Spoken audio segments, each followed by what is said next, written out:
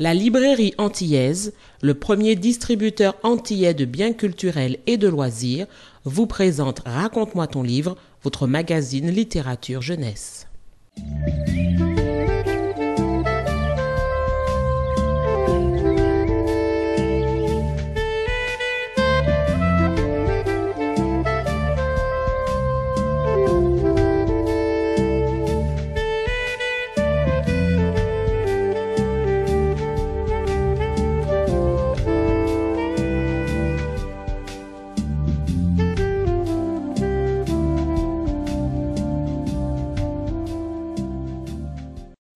Bonjour à tous et bienvenue dans votre magazine littéraire jeunesse Raconte-moi ton livre.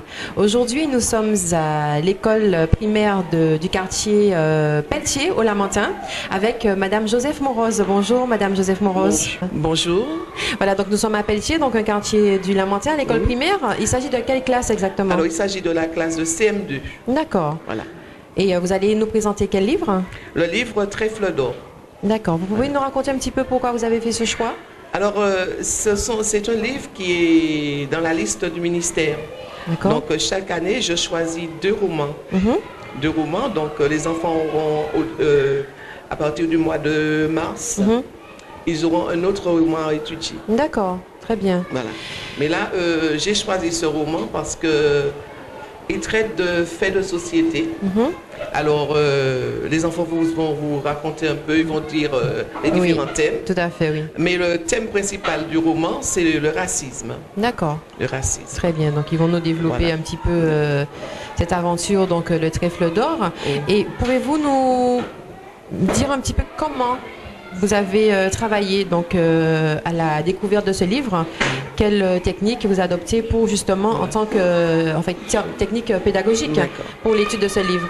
Oui, déjà, je voudrais dire que ce roman, normalement, il devrait être étudié après, mais il y a eu quelques petits heurts dans la classe, quelques petits propos, donc qui tendaient un petit peu sur le racisme. Alors, j'ai préféré commencer par Trèfle d'or pour remettre les choses en place dans ma classe. Je trouve que c'est une bonne idée. Parce que je considère, comme je dis aux enfants, que nous sommes une famille. Donc, c'est une petite famille. Donc, et ce sont des enfants.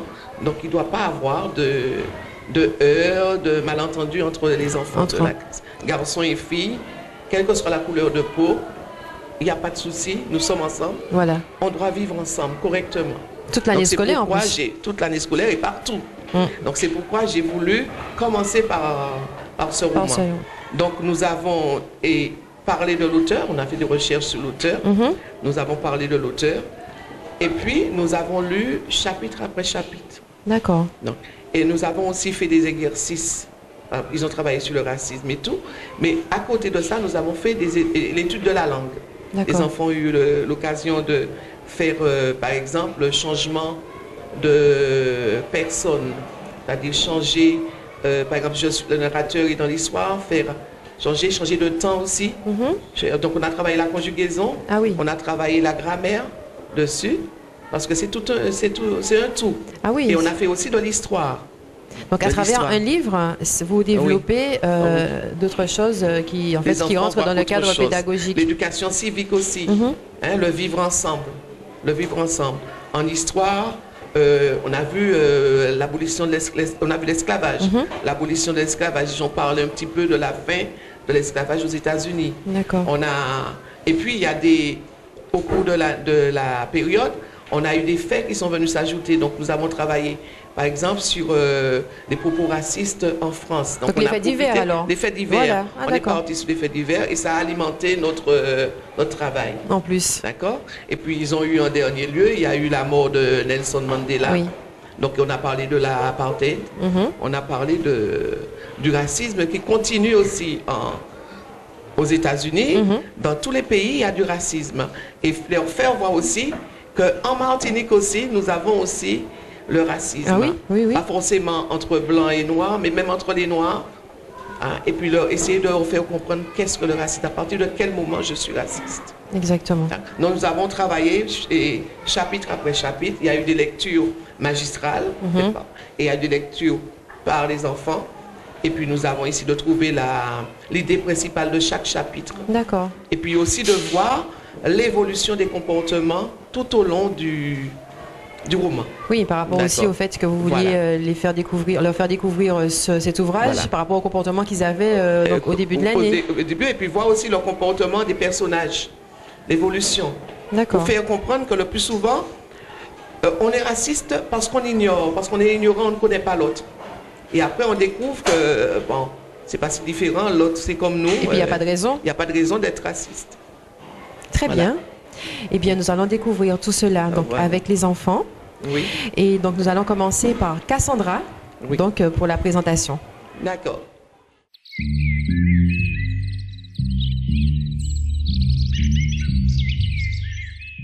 Voilà, donc nous sommes avec Cassandra. Bonjour Cassandra. Bonjour. Quel âge as-tu Cassandra? J'ai 10 ans. 10 ans. Donc Cassandra, tu vas nous faire une petite présentation, donc on t'écoute.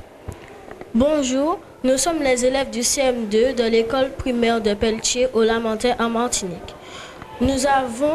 Aujourd'hui, nous allons vous présenter un roman que nous avons lu et étudié en classe.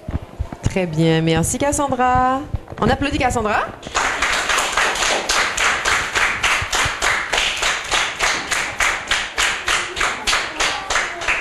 Donc on se retrouve tout de suite avec Yancy et Maëlle donc pour la présentation du roman et donc des thèmes étudiés. A tout de suite avec Yancy et Maëlle.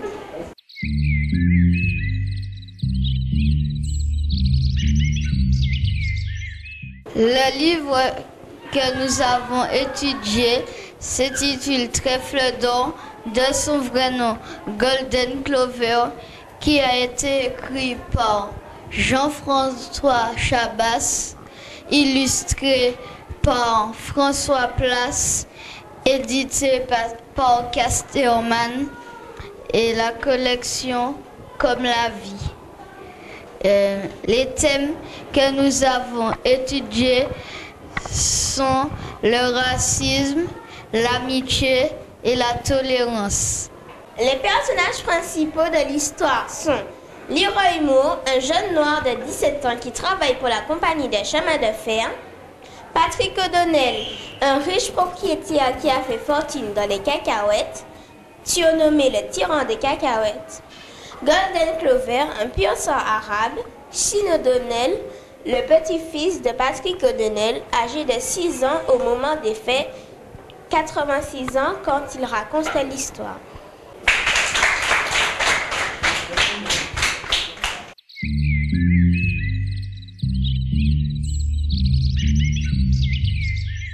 Donc maintenant on se retrouve avec Noah et Maëlle qui vont nous faire un petit résumé du livre. Patrick O'Donnell achète Golden Clover. Malheureusement, Golden Clover est indressable. Au bout d'un moment, Patrick O'Donnell en eut marre. Il l'exile dans un champ à l'autre bout de la propriété. C'est là où Golden Clover rencontre le jeune homme, Leroy Moore. Petit à petit, une amitié se crée entre le cheval et le jeune homme. Ce qui exaspère Patrick O'Donnell. Peu de temps après, il demande à Leroy Moore de dresser le cheval et il sera payé 3 fois plus. Après réflexion, Leroy Moore accepte. Au fur et à mesure que le dressage du cheval se crée, il devient plus amical avec le jeune homme. Et ce qui déplaît à la famille et à son voisinage. Au bout d'un moment, Patrick O'Donnell reçoit un avertissement. Patrick O'Donnell reçut des lettres d'avertissement d'arrêter son amitié avec Leroy Moore. Mais Patrick O'Donnell ne veut pas arrêter son amitié avec Leroy Moore. Maintenant, si vous voulez savoir la suite de l'histoire, nous vous invitons à lire ce livre.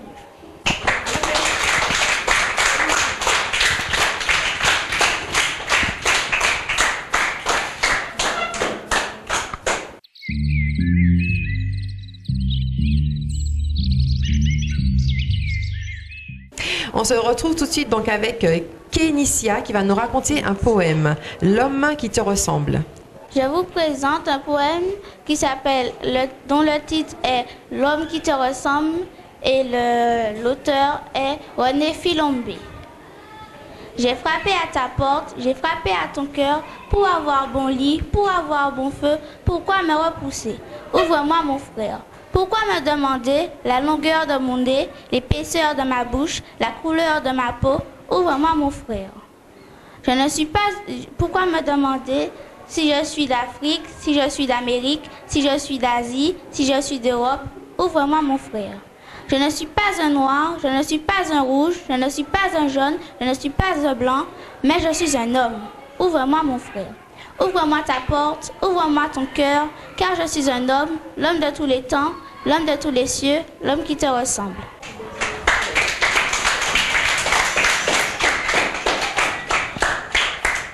Bravo, vraiment bravo à Kénissia qui a su nous réciter vraiment ce poème sans bafouille. On applaudit encore Kénissia.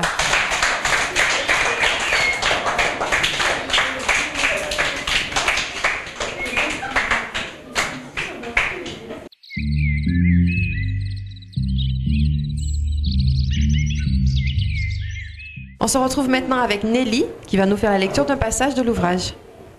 Je vais vous lire une partie du livre que j'ai bien aimé.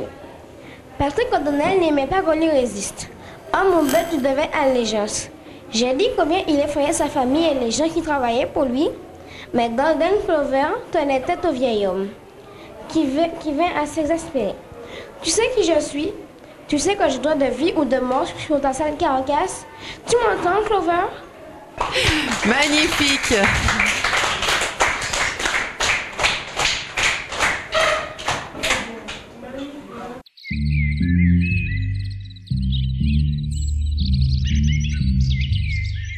Voilà, maintenant Cassandra va nous dire quelques mots sur la bibliographie de l'auteur. Jean-François Chabas est né en 1967 à Neuilly-sur-Seine et vit aujourd'hui au Pays Basque. Il a exercé d'innombrables métiers avant de se consacrer entièrement à l'écriture. Il a écrit en tout 35 livres, en commençant en 1995 avec une moitié de Wansken. Il a publié de nombreux livres dans la collection romans chez Casterman, dont Les Secrets de Fetch Green, qui a été très remarqué et a obtenu 23 prix. Dont d'autres livres, Des crocodiles au paradis, Pauvre Alfonso, La deuxième naissance de Keita Telly et Camille Lalouche. On applaudit Cassandra.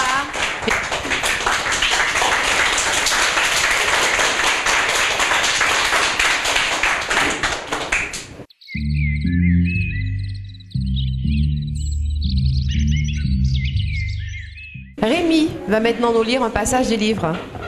Je vais vous lire un passage du livre qui m'a plu. Léon Humour s'éteignit en 1971 à 68 ans, entouré de ses enfants et petits-enfants. Il avait été un des premiers ingénieurs noirs de l'État de Géorgie.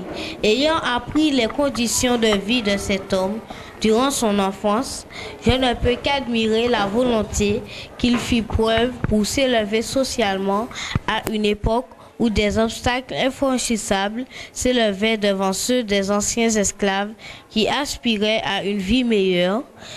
Les destins sont étranges, bien tortueux souvent, car Léon Humour eût aussi bien pu être tué en 1920 quand il se lia d'amitié avec Golden Clover. On applaudit bien fort Rémi.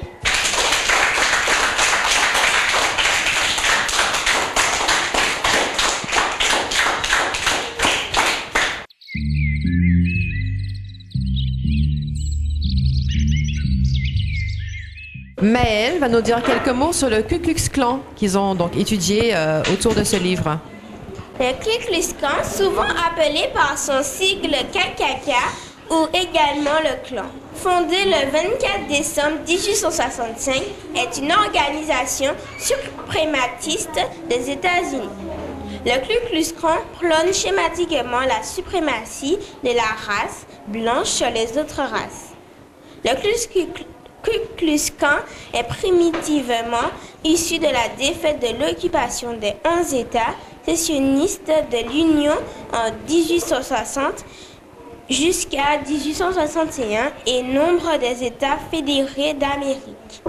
Bravo, Maëlle.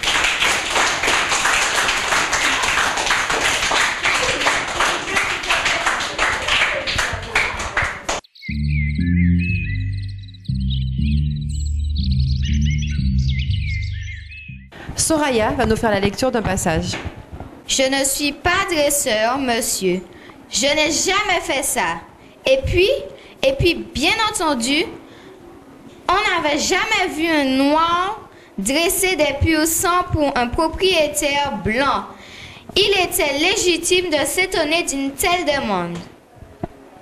Bravo, Soraya. On applaudit Soraya bien fort.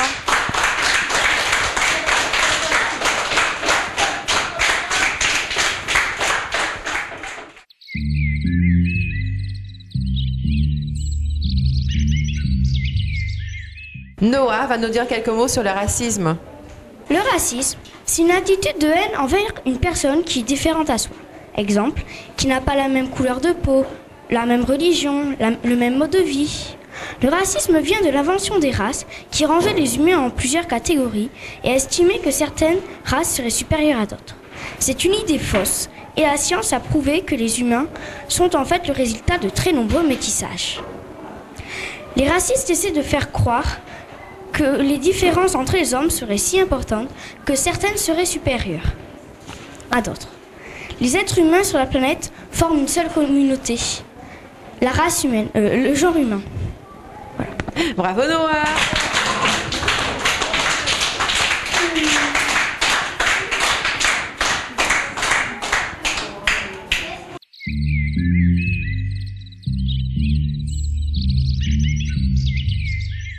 Kevin va nous faire la lecture d'un passage. Mon grand-père prenait tous ses repas à table, familiale. Il va de soi que ses enfants et petits-enfants étaient eux aussi tenus de se conformer à cette règle. Mais un soir à dîner, Patrick O'Donnell déclara qu'on ne devrait pas l'attendre pour le déjeuner du lendemain. Il était invité. Cela ne manqua pas d'étonner l'Assemblée. Le vieux n'accepte jamais d'invitation, pas plus qu'il ne recevait. Comme personne n'avait l'audace de lui poser de questions, le silence s'installa un temps avant que Patrick O'Donnell ne prenne. Je vais manger chez Leroy. Bravo Kevin, on applaudit Kevin bien fort.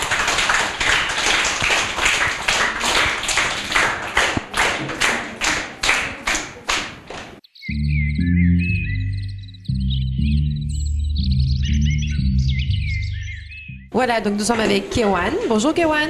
Bonjour. Tu peux nous dire ton âge? J'ai 10 ans. 10 ans. Donc, qu'as-tu pensé justement de cet ouvrage? Raconte-nous un petit peu. J'ai aimé qu'au début de l'histoire, ça parlait d'un homme noir et un homme blanc raciste. Ils ne s'entendaient pas.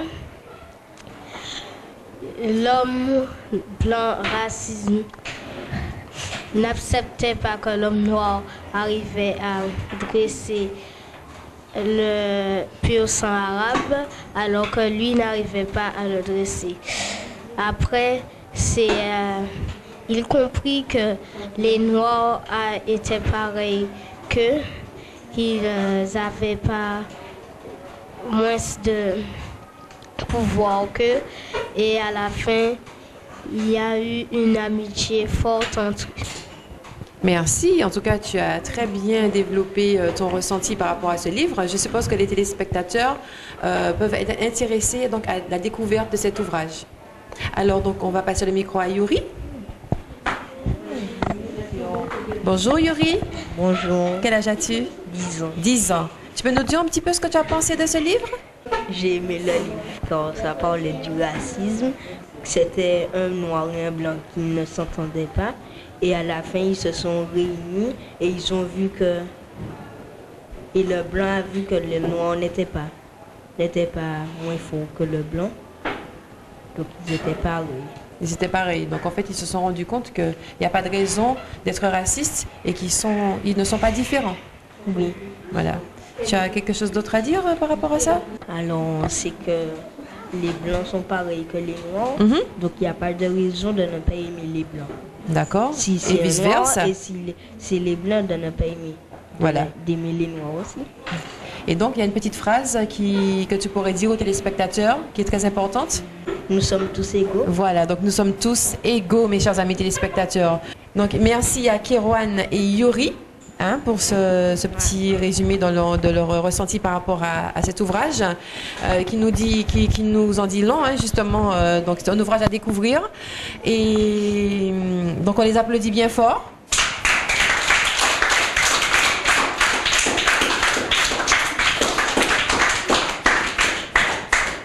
Donc le mot de la phrase pour clôturer la découverte de cet ouvrage, donc Trèfle d'or, c'est que nous sommes tous égaux sur cette terre. Moi j'ai parlé toutes les langues, moi j'ai parlé les langues du monde entier. J'en savais rien, mais maintenant que tu le dis, c'est enfantin, ça va changer ma vie. J'ai des baskets. Ça c'est un mot en anglais, j'ai des baskets pour faire mes petits trajets. Un adorac, mot qui vient des estimaux. Un adorac, pour quand il fait pas beau. Moi j'ai parlé toutes les langues, moi j'ai parlé les langues du monde entier. J'en savais rien, mais maintenant que tu le dis, c'est enfantin, ça va changer ma vie. Les spaghettis, mot qui vient de l'Italie, les spaghettis, me met ton appétit. C'est le yaourt, mot qui vient de Bulgarie, c'est le yaourt, mon dessert de midi. Moi j'ai parlé toutes les langues, moi j'ai parlé les langues du monde entier. J'en savais rien, mais maintenant que tu le dis, c'est enfantin, ça va changer ma vie. J'achète au kiosque, mot qui vient de Turquie, j'achète au kiosque mes journaux favoris, sans un copec, mot qui vient de Russie, sans un copec, je vais faire de folie. Moi j'ai parlé toutes les langues, moi j'ai parlé les langues du monde entier. J'en savais rien, mais maintenant que tu le dis, c'est enfantin, ça va changer ma vie. C'est sur un yacht, mot qui vient de l'Hollandais, c'est sur un yacht que je passe le mois de juillet, grâce au judo, mot qui nous vient du Japon, grâce au judo, je ne suis plus breton. Moi j'ai parlé toutes les langues, moi j'ai parlé les langues du monde entier. J'en savais rien, mais maintenant que tu le dis, c'est enfantin, ça va changer ma vie. Par cette chanson, mot qui nous vient du français, par cette chanson, je peux dire désormais, je suis polyglotte, mot qui vient de grec ancien, je suis polyglotte, et j'ai pas de copains. Moi j'ai parlé toutes les langues, moi j'ai parlé les langues du monde entier. J'en savais rien, mais maintenant que tu le dis, c'est enfantin, ça va changer ma vie.